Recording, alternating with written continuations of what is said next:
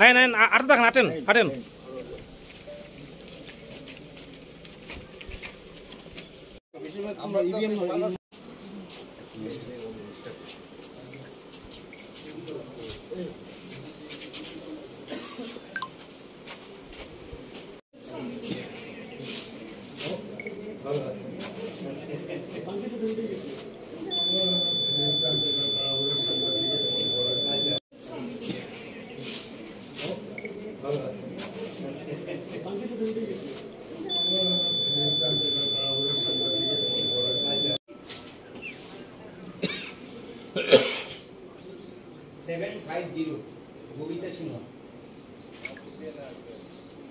দাঁড়ান, শব্দ হয়েছে না? দুজন দাঁড়ান না। হ্যাঁ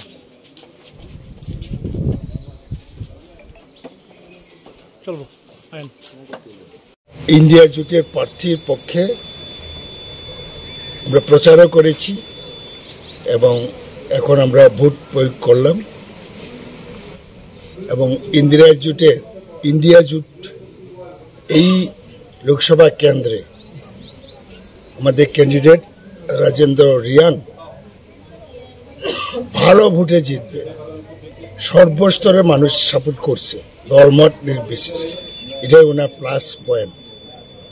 এটা সাংঘাতিক ব্যাপার, কারণ সিম্বল আরেক পার্টি, ক্যান্ডিডেট আরেক পার্টি, এইসব ব্যাপার নিয়ে ট্রাইবেলের মধ্যে নন ট্রাইবেলের মধ্যে ক্রিয়া করছে।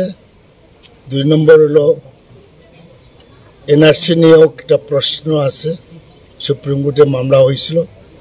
নানা ব্যাপারে এখন আমাদের ক্যান্ডিডেট দৌড়ে নাম্বার 1-এ আছে। 5টা পর্যন্ত দেখি কি হয়। তা আমাদের এই অঞ্চলে মানুষ রাজনৈতিক সচেতন, এখানে মানুষ বিপুল ভোটে ওনাকে এগিয়ে নিয়ে যাবে। আপনি 53 কৈলাসহর কেন্দ্রের বিধায়ক, আপনার 53 কৈলাসহর কেন্দ্রের প্রতিটা পুলিশ স্টেশনে কি পুলিং এজেন্ট দিতে পেরেছেন? কেন দিতে পারবো না? আমরা 5টা হলে 5টা দিতে পারি। সিপিএমেরও আছে, আমাদেরও আছে। পার্শ্ববর্তী 52 চণ্ডীপুর কেন্দ্রে 52 কেন্দ্রেও আছে, সব জায়গায় আছে। সার্বিকভাবে কি বলবেন? প্রায় তো সকাল 9টা বাজতে চলছে, কিন্তু সার্বিকভাবে ওই যে মেশিনটা এখনো 53 বিধানসভা কেন্দ্রের 57 পোলিং বুথ, ওই নিমাইচান সিংহ স্কুলে এখনো ভোট শুরু হয়েছে না, মেশিন খারাপ। এটাতে আমরা কি বলবো?